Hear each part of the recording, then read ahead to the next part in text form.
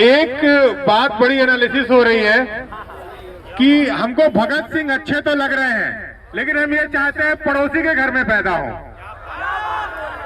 तो जब तक पड़ोसी का इंतजार करते करते भगत सिंह कोने में पहुंच जा रहे हैं।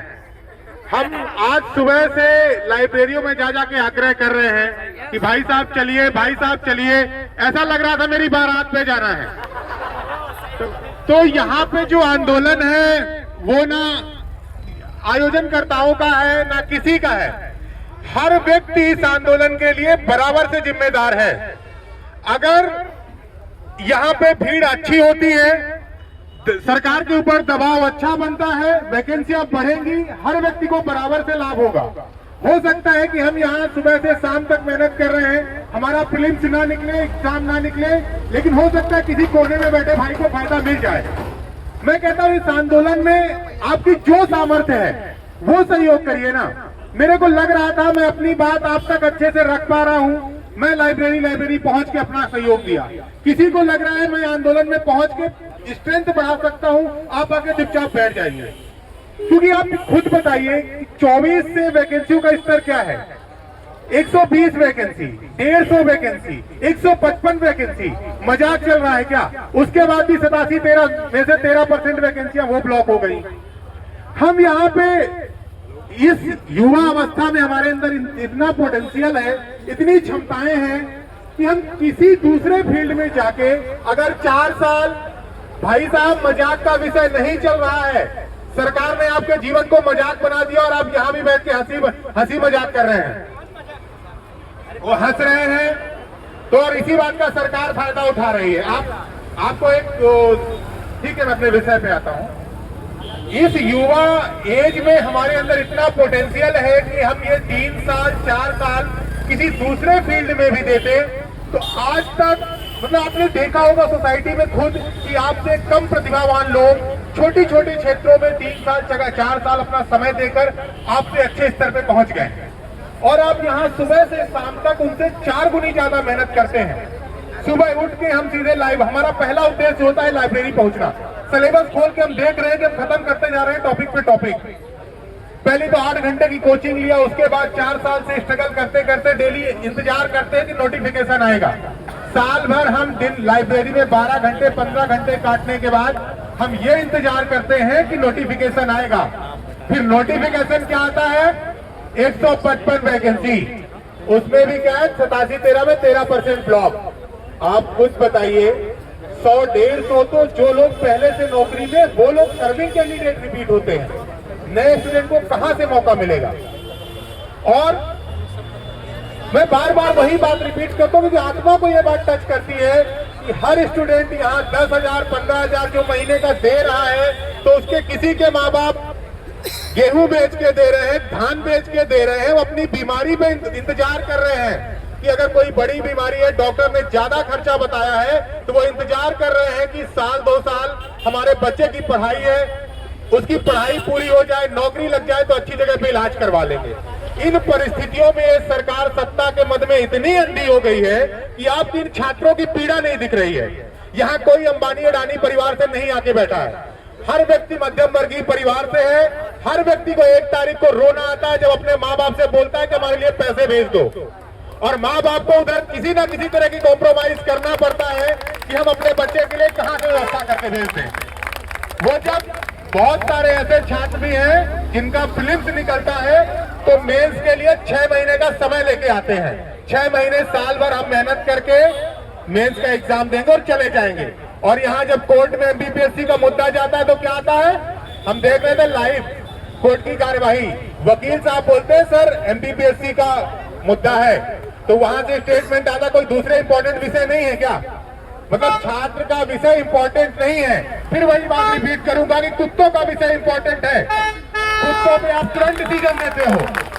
जब कुत्तों की बारी आती है कि कुत्तों के लिए क्या गाइडलाइन होगी, कुत्तों को कहाँ खाना दिया जाएगा, और एमपीपीएससी का छात्र जो है कुत्ते के बाद हमारी गिनती आती है। ये तो सरकार ने हमारे लिए रवैया अपनाया है। और रीजन कौन है? सबसे बड़ी बात है कि अगर हमारे साथ गलत हो रहा है उसके जिम्मेदार हम हैं। क्योंकि आज हम लाइब्रेरियों में जाके आपसे आग्रह कर रहे हैं। आग्रह क्यों कर रहे हैं? कोई मेरा व्यक्तिगत फायदा है, यहाँ कोई चुनाव लड़ना है किसी को, जितने लोग आयोजक है, किसी को कोई राजनीतिक पार्टी का बोर्ड लगा है क्या? आपके हित के लिए हम यहाँ चिल्ला रहे हैं सुबह से शाम तक। ये कल से मैंने यही कपड़े पहने, नहाने तक नहीं गया हूँ। मैं अपने योगदान नहीं गिना रहा हूँ, मैं भी किसी के लिए नहीं कर रहा हूँ, अपने लिए कर रहे हैं और आप भी अपने लिए कर रहे हैं। तो जितना जो आप लाइब्रेरियों, मैं पूछने क्या बोल रहा है एक भाई है हमारा, वो ये कह रहे हैं कि लाइब्रेरी बंद करने, ये क्या उचित है क्या? हमारा कोई छोटा दूसरा एग्जाम होगा। तो मैंने कहा क्या 150 वैकेंसियां देना भी उचित है क्या?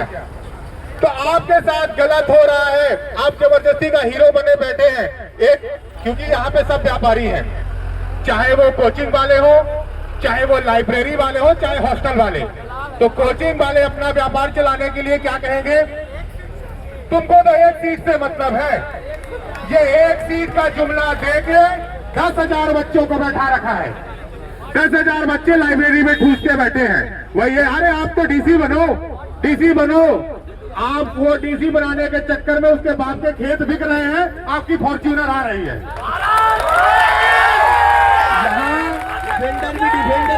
डिफेंडरें आ रही है, वहाँ तैयारी करने वाले छात्र के पिता की जमीन बिक रही है। उसके साल भर जो जरूरतें, बाप पुराने कपड़े पहन रहा है क्योंकि बच्चे को 10,000 महीने के बेचने हैं। 10 बार पैंट में सिलाई हो रही है क्योंकि नए कपड़े लेंगे तो पैसे कम जाएंगे। और यहाँ छात्र भी कोई यासी नहीं कर रहा है। यहाँ छात्र भी अगर महीने के 10,000 आ रहे हैं ना, तो वो 10 बार सोच रहा है कि यार 2500 वाला टिफिन लगाओ कि 3,000 वाला। 3,000 वाले में खाना तो अच्छा है, लेकिन 500 का बजट पड़ जाएगा। 1,500 रुपए वाली लाइब्रेरी लगाओ कि 1,000 रुपए वाली। 1,500 वाली में सीट अच्छी है, लेकिन 1,000 का बजट है, क्योंकि उसको पता है अगर मैंने यहाँ पे अपनी जो बजट 10,000 मंगवा रहा हूँ, 11,000 मंगवा लिया ना, तो घर में एक टाइम की सब्जी नहीं बनेगी।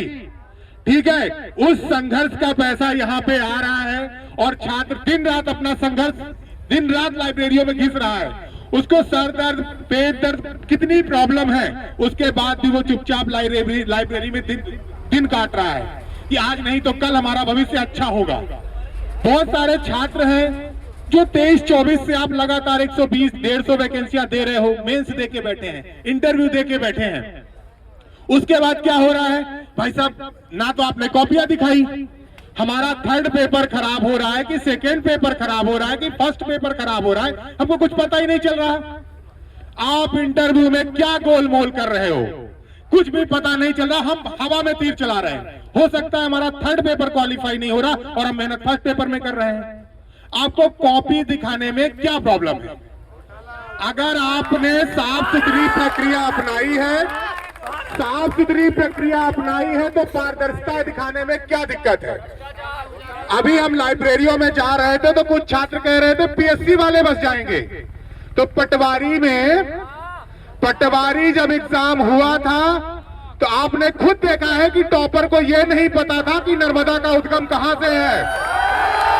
टॉपर को यह नहीं पता था कि हरदा जो है किस संभाग में आता है। वो पटवारी का रैंक होल्डर था। इसके बाद लोगों ने प्रोटेस्ट करा और सरकार ने जांच कमेटी भी बैठाई और जांच कमेटी ने ये रिपोर्ट दे दिया इसमें कोई घोटाला नहीं हुआ। और हमने सहर्ष स्वीकार किया क्योंकि सरकार को पता है ये 4 दिन के बरसाती मेढक हैं।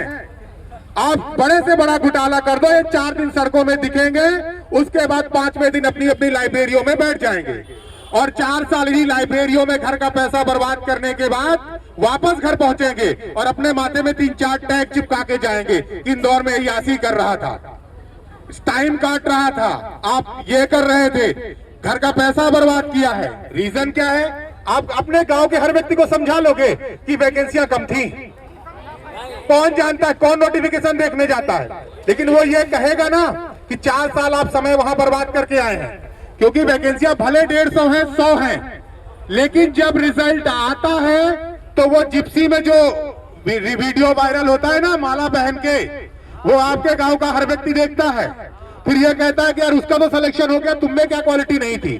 किसको किसको चिल्लाते घूमोगे कि वैकेंसियां नहीं आई? किसके घर का बजट इतना यार कि 5-5 साल यहां संघर्ष हम कर रहे हैं, वैकेंसियां नहीं। आप कई लोगों के साथ ऐसा हुआ कि आप प्रीलिम्स दे दे के परेशान हैं, मेंस तक नंबर ही नहीं आ पा रहा।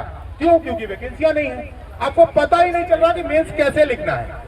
और जिन लोगों ने मेंस लिखा है, इंटरव्यू का नंबर नहीं आ रहा क्योंकि आपने कॉपियां दिखाई नहीं। हमको पता नहीं चल रहा कि हमसे क्या गड़बड़ी हो रही है। हम मेहनत तो दिन रात कर रहे हैं, हमारा 3 मार्कर खराब हो रहा है, हमारा 7 मार्कर खराब हो रहा है, हमारा 11 मार्कर खराब हो रहा है कि हमारा निबंध खराब है। हमारी कहां पे प्रॉब्लम आ रही है?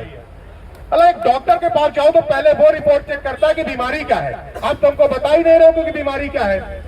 क्योंकि मैं तो कहता हूं, कल पानी नहीं था यहाँ पे, तो हमने कहा अगर आप यहाँ पानी नहीं दे सकते तो भागीरथपुरा वाला एक टैंकर बुलवा दो। उससे क्या होगा कि किसी बीमारी को खत्म करने के 2 माध्यम होते हैं।